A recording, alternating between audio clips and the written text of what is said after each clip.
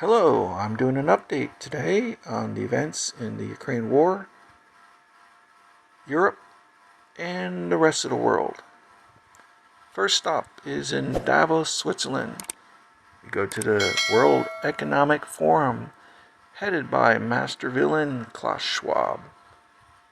The first show of the night is by actor slash puppet slash president of Ukraine, Zelensky. Wants to have. Every country's territorial integrity and sovereignty must be respected. Mr. President. Якими мають бути санкції? Максимальними. Ембарго на російську нафту. Повне блокування всіх банків, без виключень, усіх. Повна відмова від російського IT-сектору. Повне припинення торгівлі з агресором. Потрібно створити прецедент повного виходу усіх іноземних бізнесів з російського ринку, щоб ваші бренди не асоціювалися з воєнними злочинами, щоб ваші офіси, рахунки, товари не використовувались воєнними злочинцями у їхніх кровавих інтересах.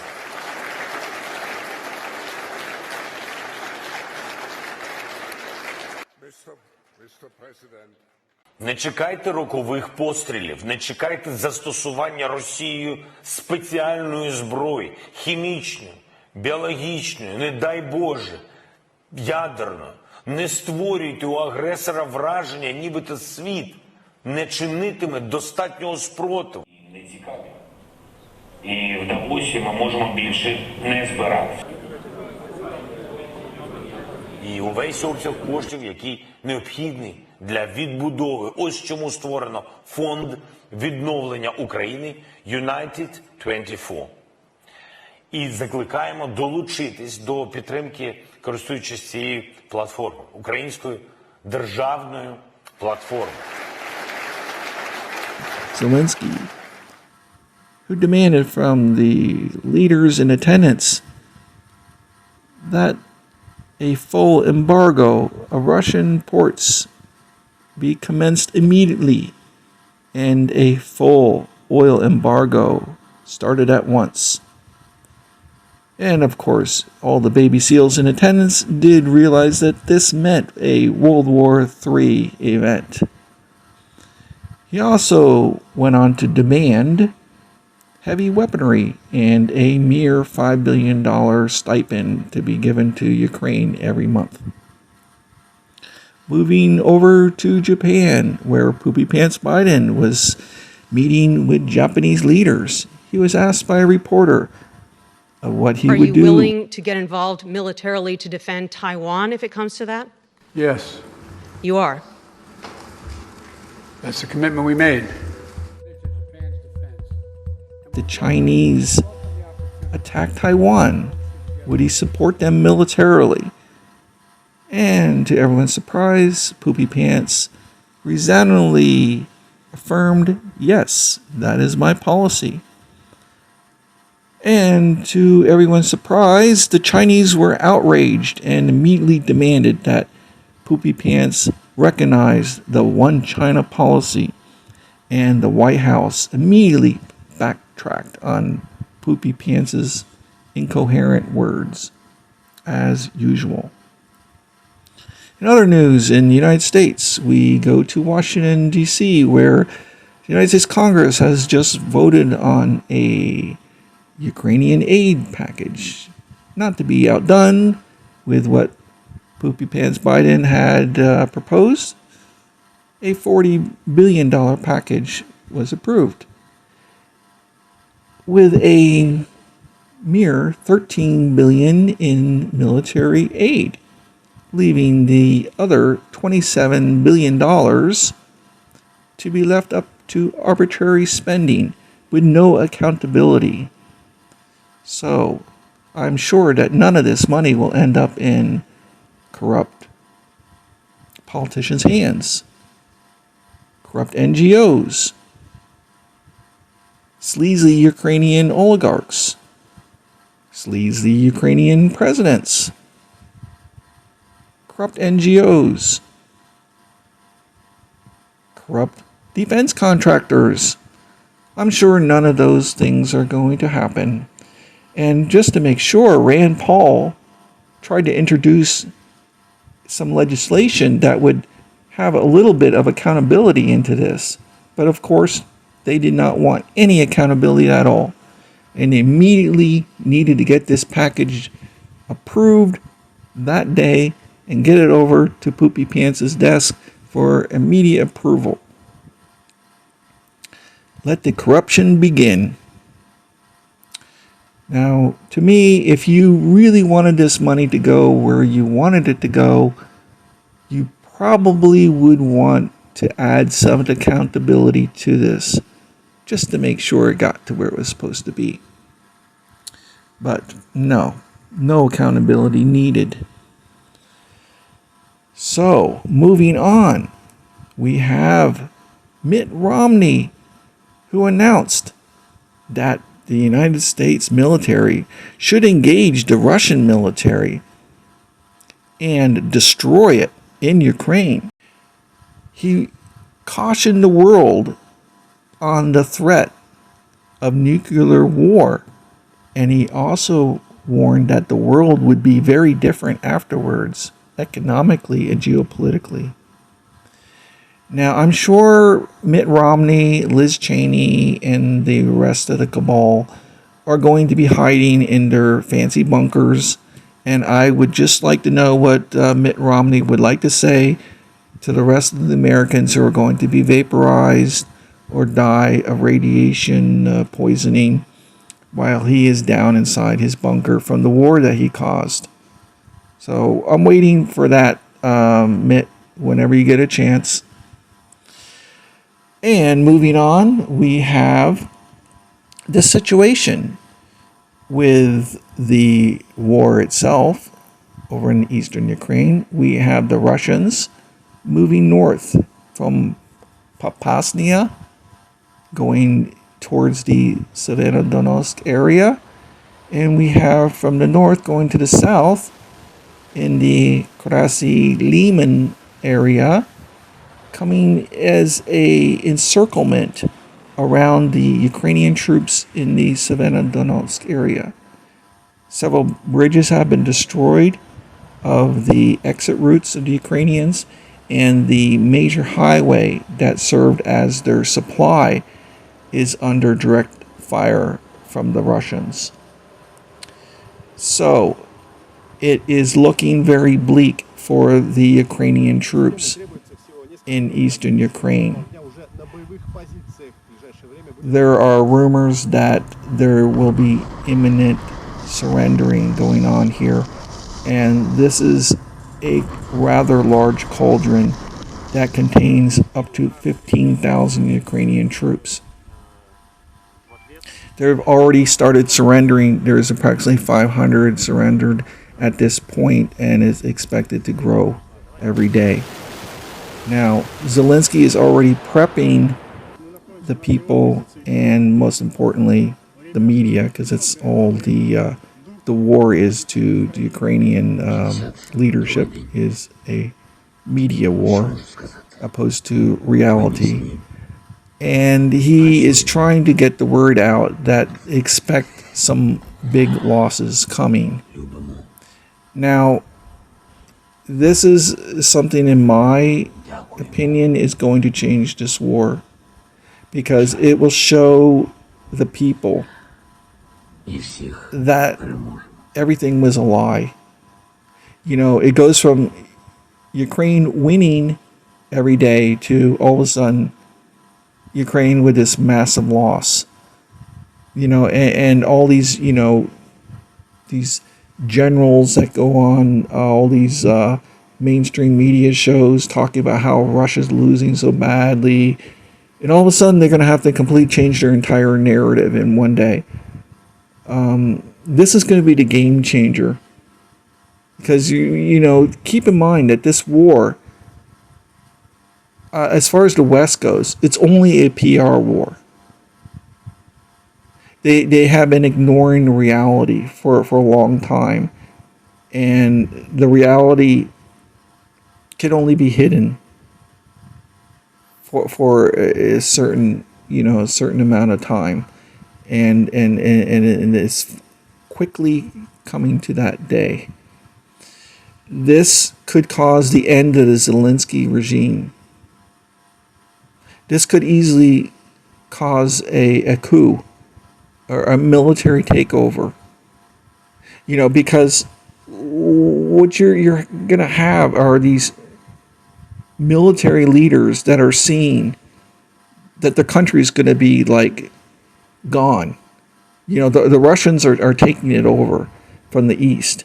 And then you got like the Poles who are making claims on the western parts of Ukraine.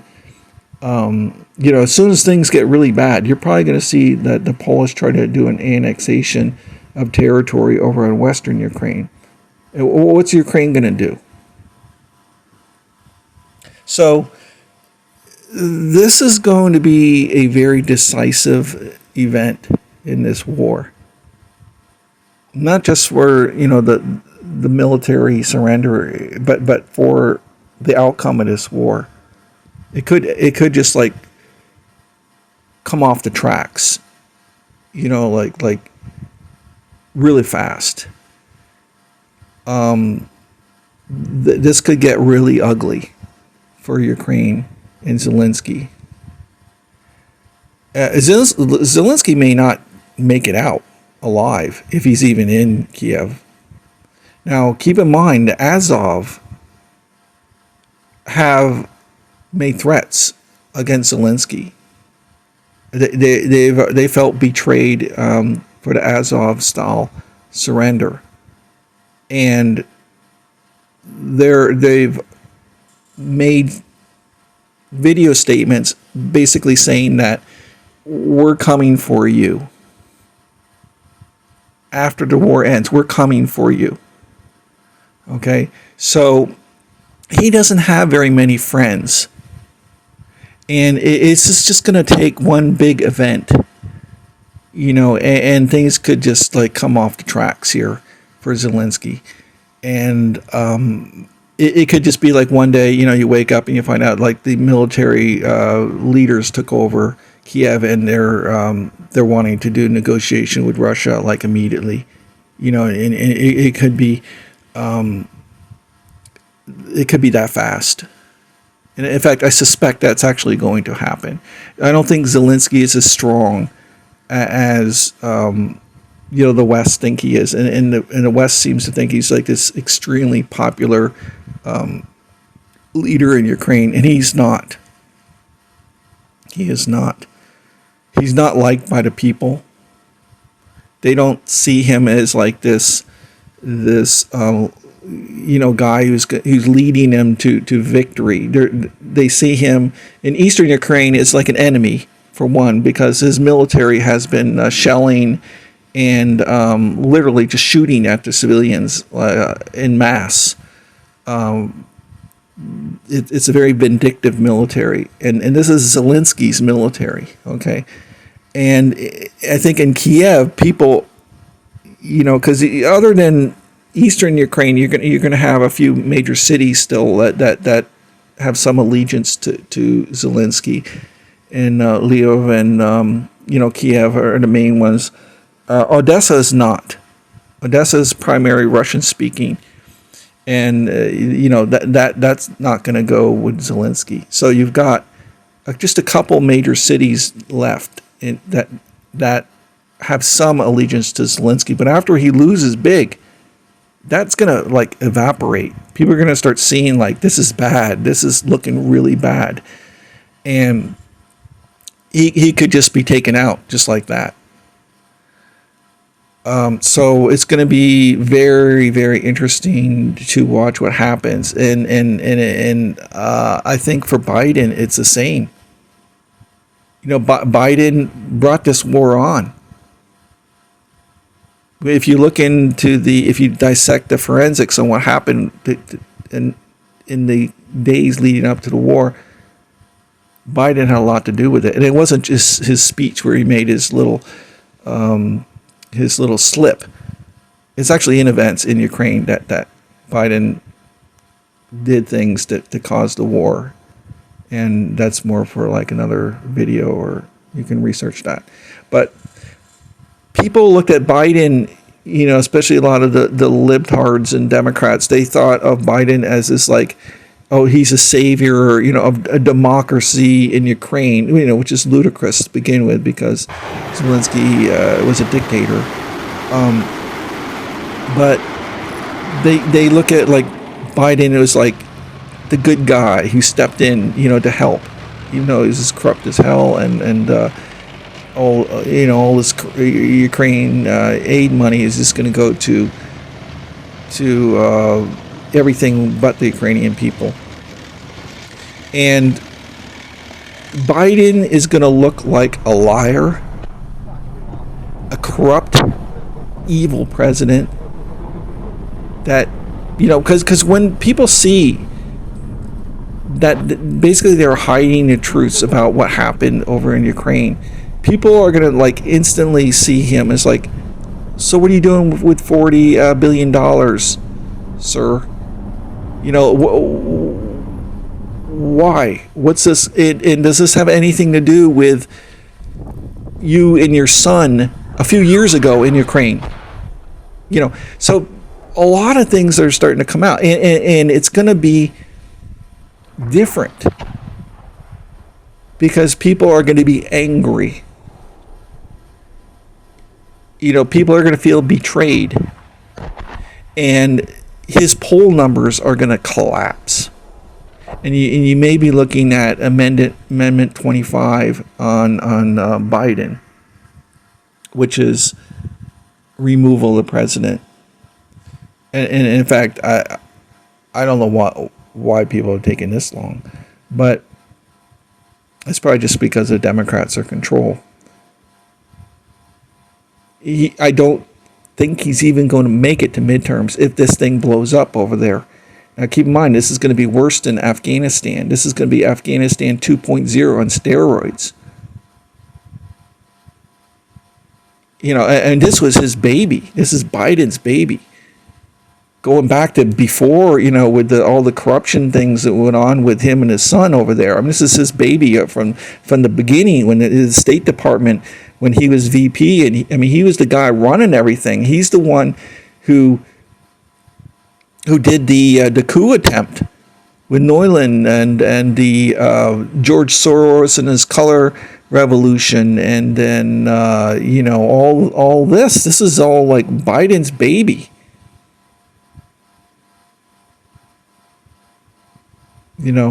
This is all the State Department, Obama, Biden, Victoria Nuland, and all this.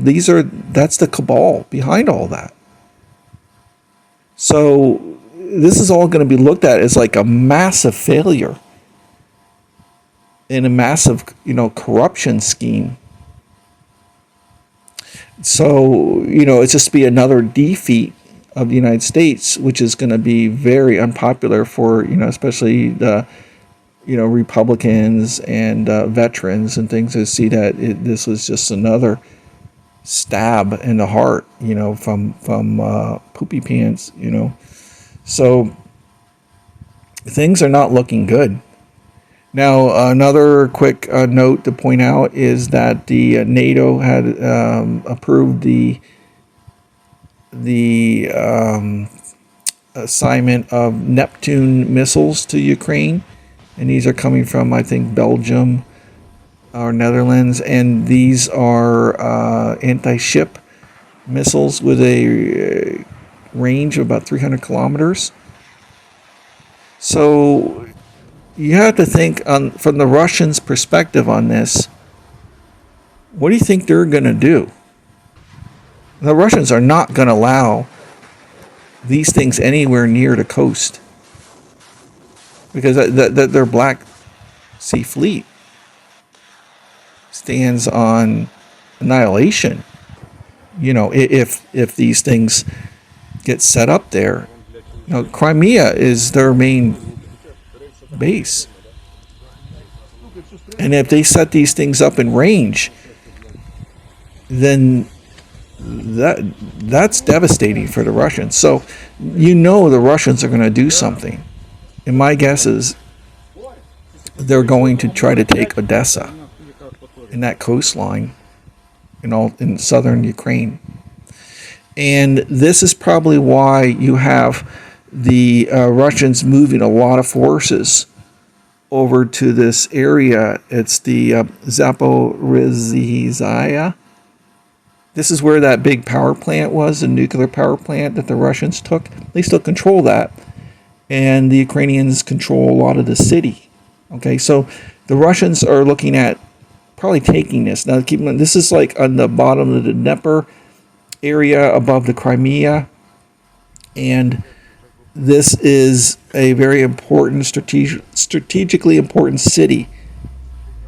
It's a large city. It's mostly Russian speaking.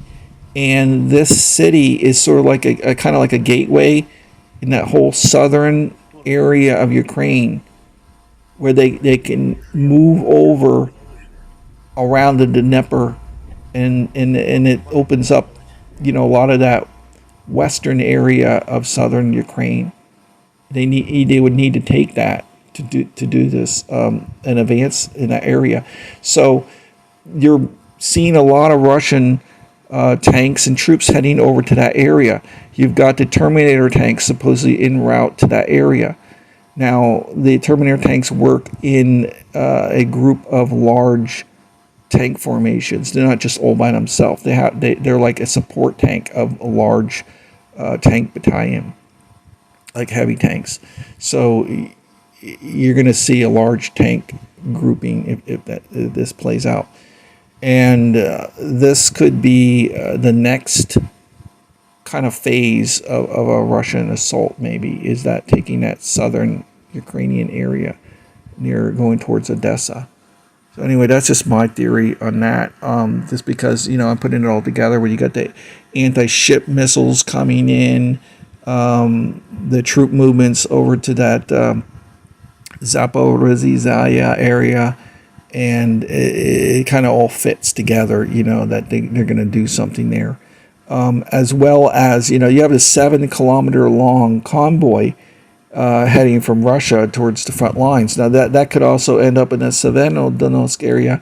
Now, keep in mind, if these Ukrainians surrender in this area, it's going to leave like this gaping hole in the Ukrainian line. Okay, and the Russians also might be looking at doing a breakthrough and exploitation maneuver with heavy tanks. Now, they have T-90 tanks coming in, which is like their finest tanks. And these haven't been into battle yet. So they could have waited to bring these in because they wanted to. You don't want to use your good tanks in close-up fighting against infantry and stuff, okay? Because, you got all these Western weapons, with the anti-tank stuff, most of them don't work. It's just, like unnecessary losses, right? So you don't want to jeopardize your tanks with that kind of situation with mines and infantry anti-tank weapons and things. So you want to get your tanks out in open fields. And this is where a tank is king, in open field maneuvering. And Ukraine is ideal for that. I mean, it's all it is open fields in eastern Ukraine. And if you can get your tanks out there, break through the lines and out into the open, it's devastating. I mean, you're talking about massive encirclements and all kinds of maneuvers that are going to make decisive maneuvering like literally in days, things that just right now it's kind of like bogged down in trench fighting and fortified areas. You're not going to have that once you break through. So I think things are going to escalate quickly, militarily and politically, for both Zelensky and Biden in the next couple weeks. So anyway, this is just my update and my thoughts I hope someone found something helpful from it. I'll talk to you all next time. Bye.